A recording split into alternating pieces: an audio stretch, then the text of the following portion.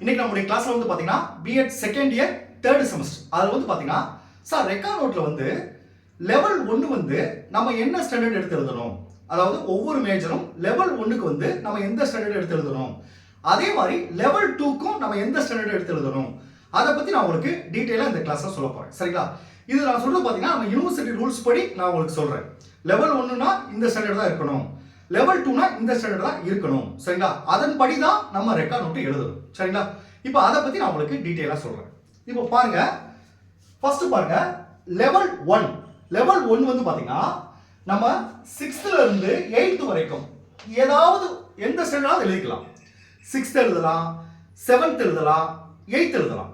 சரிங்களா? எந்த ஸ்டாண்டர்டோட எழுதிக்கலாம். ஒரு சில பேர் கேட்பாங்க, சார் நம்ம 6th கொஞ்சம், 7th கொஞ்சம், 8th கொஞ்சம் அப்படி எழுதலாம் சார். அப்படி எழுதிக்கலாம். இல்லைன்னா 7th ஸ்டாண்டர்ட் ஒரே ஸ்டாண்டர்ட் ஃபுல்லா எழுதிக்கலாமா? அதுவும் எழுதிக்கலாம். சரிங்களா? நமக்கு வந்து லெவல் 1 வந்து 6th இருந்து 8th வரைக்கும் எழுதிக்கலாம்.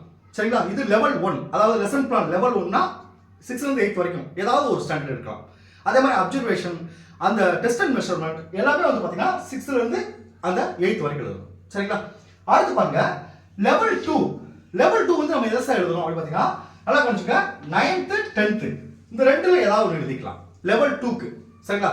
இப்போ லெசன் பிளான் லெவல் 2 9th எழுதிக்கலாம். இப்போ நம்ம ட்ரைனிங் போற ஸ்கூல்ல வந்து பாத்தீங்கன்னா 10th நம்ம டைரக்டா கொடுக்க மாட்டாங்க. ஏன்னா பப்ளிக் எக்ஸாம் எழுத போறதுனால நமக்கு 10th கிளாஸ் எடுக்க கொடுக்க மாட்டாங்க. சோ மோஸ்ட்லி லெவல் 2 வந்து 9th தான் எழுதுவாங்க.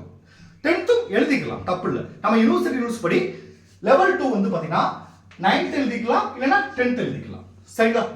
சரி ரைட் சார். இப்போ பாத்தீங்கன்னா இதுல வந்து இந்த computer science department, commerce, economics இவங்க 3 பேரும் நல்லா கவனிச்சுக்கங்க. இதுல வந்து பாருங்க நல்லா கவனிங்க. இதுல கம்ப்யூட்டர் சயின்ஸ் விட்டுருங்க. இந்த காமர்ஸ் மேஜரும் எக்கனாமிக்ஸ் மேஜரும் லெவல் 1 வந்து 6th இருந்து 8th வரைக்கும் சோசியல் சயின்ஸ் எழுதணும். நல்லா புரிஞ்சுக்கங்க. காமர்ஸ், எக்கனாமிக்ஸ் இந்த ரெண்டு டிபார்ட்மெண்ட் பாத்தீங்கன்னா லெவல் 1 வந்து 6th இருந்து 8th வரைக்கும் ஏதாவது ஒரு ஸ்டாண்டர்ட் வந்து சோசியல் சயின்ஸ் எழுதணும். சரிங்களா? இந்த கம்ப்யூட்டர் சயின்ஸ் டிபார்ட்மெண்ட் வந்து பாத்தீங்கன்னா நல்லா கவனிச்சுக்கங்க. கம்ப்யூட்டர் சயின்ஸ் டிபார்ட்மெண்ட் லெவல் 1 வந்து 6th இருந்து 8th மேத்ஸ் எழுதணும். சரிங்களா? மேத்ஸ் தான் அவங்க எழுதணும் லெவல் 1க்கு. நல்லா புரிஞ்சுட்டீங்களா? சரி சார். லெவல் 2க்கு வந்து பாத்தீங்கன்னா கம்ப்யூட்டர் சயின்ஸ் டிபார்ட்மெண்ட் 11th அல்லது 12th எழுதிக்கலாம். காமர்ஸ், எக்கனாமிக்ஸ் வந்து பாத்தீங்கன்னா லெவல் 2 வந்து 11th அல்லது 12th எழுதிக்கலாம். சரிங்களா? சோ இதுதான் இந்த பேட்டர்ன்ல தான் நம்ம எழுதணும்.